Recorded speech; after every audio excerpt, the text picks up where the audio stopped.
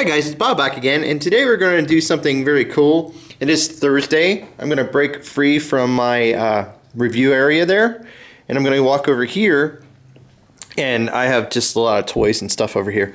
But today, we're going to look in my box of, as you can see, these are all Star Wars figures. I have totes and totes and totes, and totes and totes of Star Wars figures.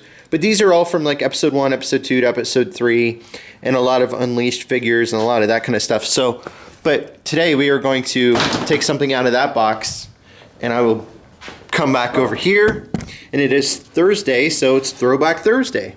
And today we are going to review the Star Wars Attack of the Clones C-3PO figure with removable panels.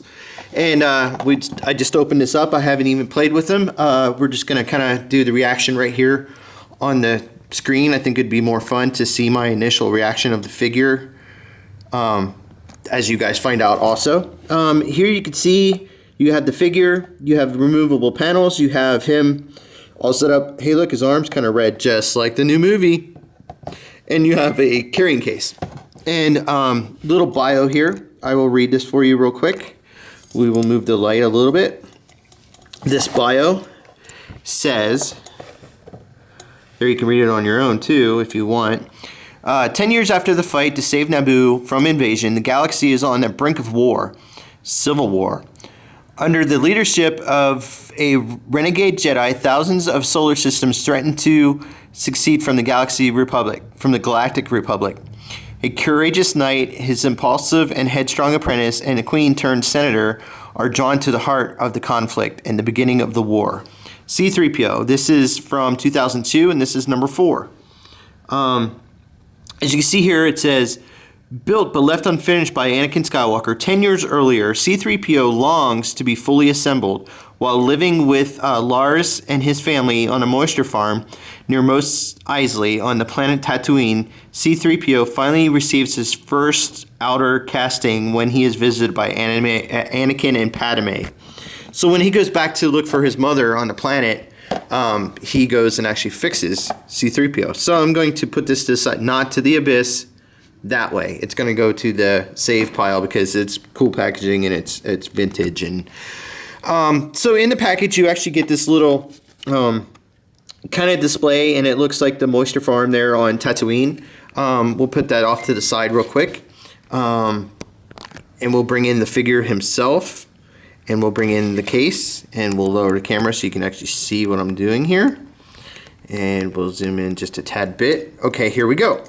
So this C-3PO figure, as you can see, he is without coverings, and he does have these pinholes in him, and that gets to the gimmick here.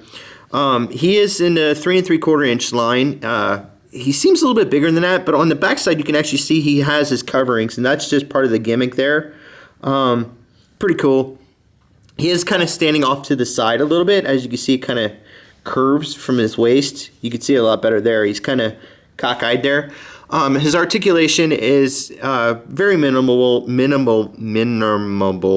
Yeah, that's an easy word to say. His head turned left and right. His arms go up and down, do 360s. Nothing at the wrist, nothing at the elbow, nothing. He does have a swivel at his waist, so he has a waist cut there. His legs go up about that far. They're just, typical 3 3/4 inch figures. Like I said, I haven't got him out of the packaging or nothing, so he has been freed since 2002. We'll set him off to the side here. Actually, we'll do a quick comparison. Here he is next to the actual episode 1 figure that came out.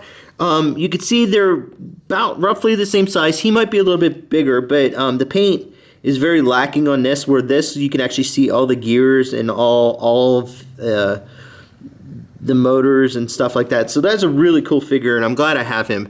So this is episode 2.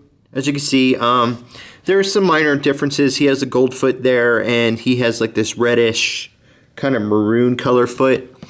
But it's 10 years later, so of course, he might be a little bit dirtier, but they went all out on this figure because, that was his figure. But his gimmick here, we'll get to in a second. Here he is next to the episode 1 R2. They look really cool together. anyways, so we'll put him off to the side and we will look at this real quick. This is the box, and it's a nice thick, heavy plastic box, and it does open to reveal all of his bits and pieces there.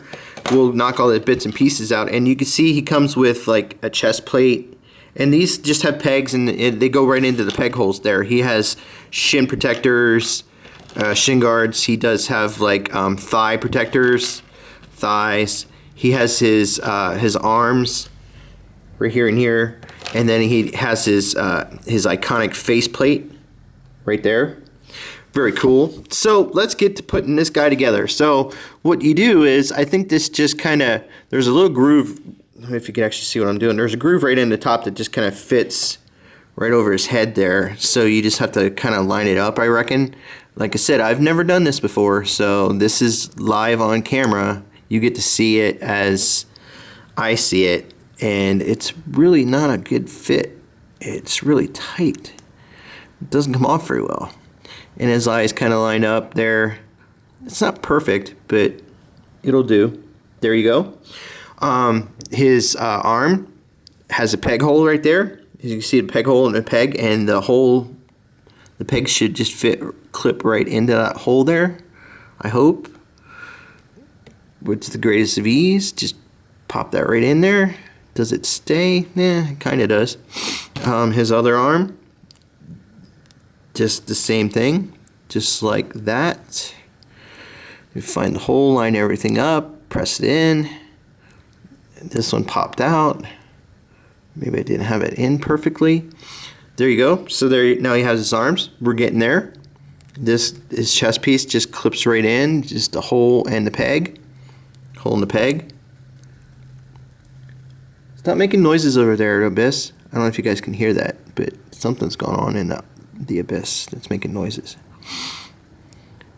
Just clips right into his chest, like that, just like so. We're getting there. So this is kind of a build. Anyways, today is Christmas Eve, and just real quick as I'm doing this, I want to wish everybody from my family to your family a very Merry Christmas and Happy Holidays if you don't celebrate Christmas.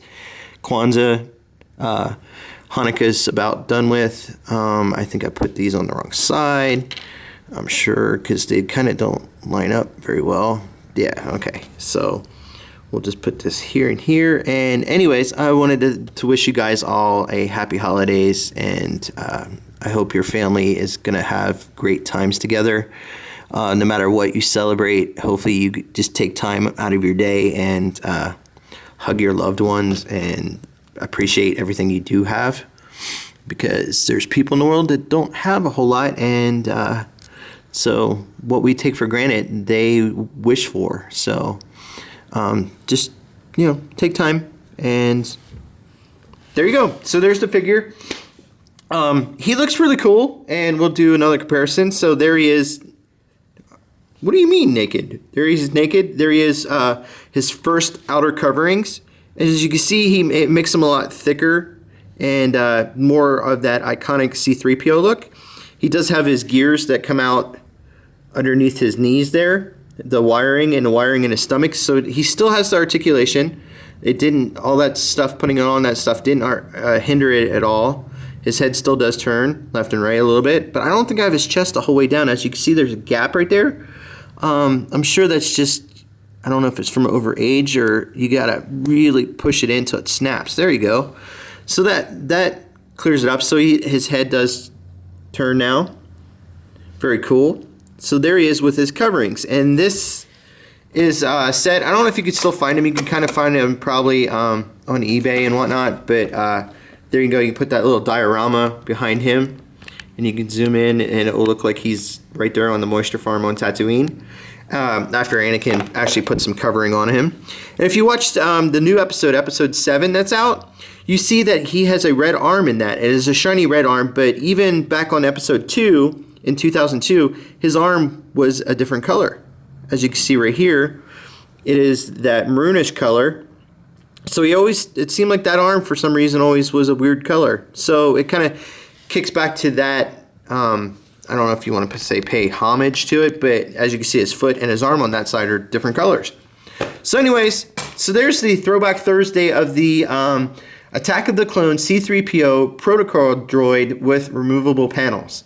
And this has been Bob, and I want to thank you guys for watching, and make sure you like, comment, and please subscribe, and that would mean a lot to me. And like I said earlier, being Christmas Eve, I want to wish you guys all happy holidays and Merry Christmas, and heading up to the new year, 2016, will bring a lot of new figures and new toys, and hopefully you guys stay tuned to watch, because we will be reviewing a lot more hopefully this coming year, and on a more regular scheduled basis, since you see I have my setup now.